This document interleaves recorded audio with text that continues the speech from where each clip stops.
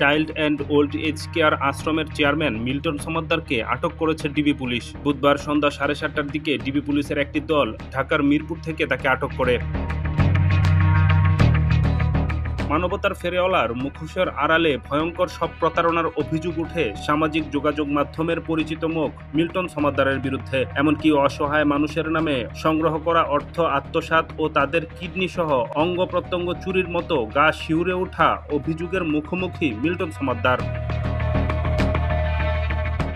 তাছাড়া death certificate তৈরি এবং জমি দখলের মতো গুরুতর অভিযোগ এখন চাউর হচ্ছে। অসহায় দুস্থ মানুষের সেবার কথা বলে গড়ে তোলা child and old age care নামের একটি বৃদ্ধাশ্রম ঘিরে তার অপকর্মের ফিরিস্তি এখন নেট দুনিয়ায় ভাইরাল।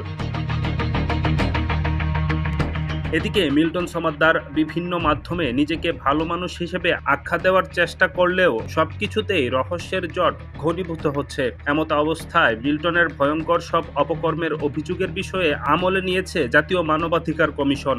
জনস্বার্থে এ বিষয়ে কমিশন স্বপ্রণোদিত হয়ে অভিযোগও গ্রহণ করেছে।